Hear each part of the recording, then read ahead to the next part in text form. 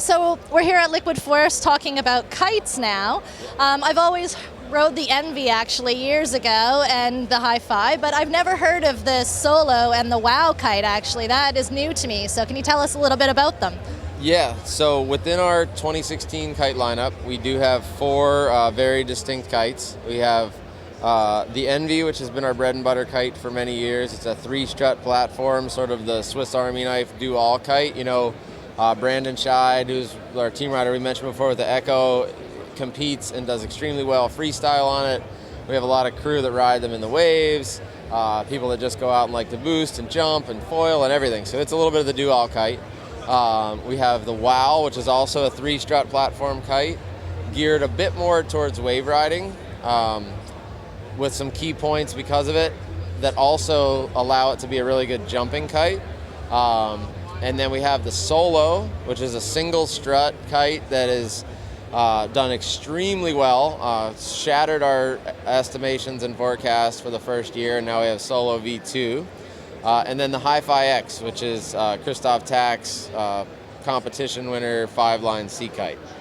So the Envy, which we can start talking about, like I said, is a little bit of the do-all kite. New for this year on the Envy is we've been going and reducing the Dacron in the kite over the past few years to reduce weight without sacrificing strength. So each year we found we can go a little less. So we have greater reduction of weight this year. We have a new wavy trailing edge canopy construction, which And what does that mean? we have the rear canopy meets a material that instead of being a straight line seam is sort of a wavy seam. So it takes the bias stretches, it allows it to stretch in an area that doesn't weaken one point of the kite, and it stiffens up the trailing edge of the kite a little bit, which creates better airflow. So we incorporated that into both the Envy and the Solo for this year. That's new. And we also have rider adjustability in the bridle of the Envy. So there's 3 points near the bottom connection of the bridle off the corner of the leading edge. Comes on the middle point, which is like the stock setting. Then you can make the kite flatter, which makes it pivot more, or you can make it a little bit more C-shaped in the other direction, which puts it more into sort of a freestyle setting. So we just provide rider adjustability, and overall we've used what's called a layered frame canopy, which introduces mark cloth between any type of canopy and Dacron segment, which allows us to reduce that Dacron by having sort of a transition material. So you'll see that carried throughout the Envy. And then a slight reduction of the leading edge diameter, so it makes it a little bit faster, moves ahead in the wind window forward a little bit better. So that's the Envy. The Wow, which again is a new kite that was a mid-season release for us that we've been doing really well with, excels amazingly well in the waves. But like I said, we also found it's maybe the highest jumping kite we have. So it's actually been working really, really amazing for the people who want to wave ride and go out and boost on their twin tip and jump to the moon when they have the right wind conditions. And I've never actually heard of a kite that you can ride waves with and boost with. This is very unique. Yeah, so that was sort of a little sleeper. It wasn't necessarily designed that way, but it's been great that it's been working out that way because it makes it way more versatile for that type of rider. And then the Solo has become our sort of go-to travel kite. With the one strut, you reduce a lot of weight and a lot of bulk, so you can pack about 3 kites into the space you'd normally be able to fit like a normal size 12 meter.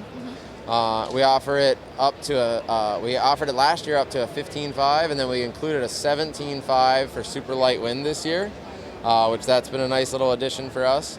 And then rounding out the 4 is the Hi-Fi X, which has gone vastly unchanged for many years.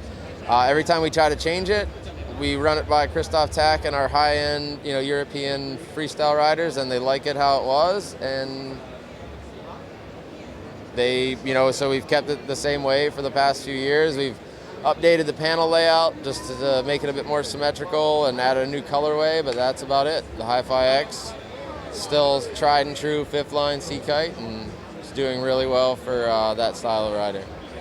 Cool. Well, with the other kite, with the one strut, I mean, this is kind of a new thing now. Not a lot of people know what a benefit or a disadvantage of having less struts is in a kite. Can you maybe explain it?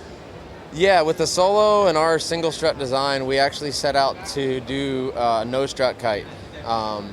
We were on our way. We had a bunch of prototypes, everything was going well, but we found that in the really high end of a kite or high wind range of a strutless kite, and then maybe at the very low end, we felt like there was some performance negatives, at least in the ones we were doing. Part of that was being that they would get very misshapen when you would sheet out in high winds, and then they couldn't quite milk the low end, milking like the grunt power out of the really low end, again, because it didn't have that structural rigidity. So we started by adding a batten, and we didn't like that because they were breaking, and then a quarter strut, and then a half strut. And then we found that by adding one small center strut, we were able to gain so much performance benefit and stability without really detracting from like the lightness of the strutless kites. So for us, it was something we sort of organically worked into to come to the Solo, and it's just worked out amazingly well, especially for the kind of kite hydrofoiling scene that's really popping up. The hydrofoilers love it because you can have that little bit of a lighter 12 meter or a lighter 9 meter for the foil type wind conditions. And then again, for simplicity and travel and space, that's really nice, especially the way airlines are cracking down on baggage fees and your allotment of travel gear. You know, it's like if you can fit an extra kite or so in there and not get charged $1 million, it really helps out on that side too. All right, so let's have a look at the new bar. I can see it looks a little bit different from last year, but what's changed this year so far? So we'll do the minute and a half breakdown of the Liquid Force Response bar. So we'll start from the bottom up. We have a push away uni loop here, which you can push the center portion away to release the safety. We have a flagging line that runs through the loop. You can either hook that up for wake style sort of unhooking tricks, or you can leave it run out if you're just gonna want it to operate when you completely release your kite. From the loop, we'll go to the grip. We've got a EVA molded grip with an ergonomic back here that has a bulge out part that'll sit in your fingers so you know if you're holding it backwards. Another key thing is half the bar is orange, which is orange on the left, which follows all the way up. The other half is very dark and right, so again, trying to be safety oriented. We do have a dual line mainline system, which you can see runs up here to our Liquid Force power trim cleat. The reason there's a dual line is the cleat is actually movable.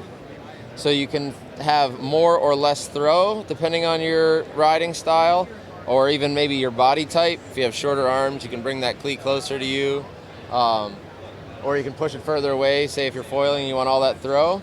And then one of the good things is we do one size bar, so it's 56 cm, or you can pull in these two tabs, turn both outer sides, and you get a 46 cm bar, so 10 cm full of adjustment. Nice TPU overmolded winders here, good floats to hold the bar up, and available in a 4-line, and it'll be available in a 5-line system as well. And that is the Liquid Force Response Bar. Thank you, it's amazing.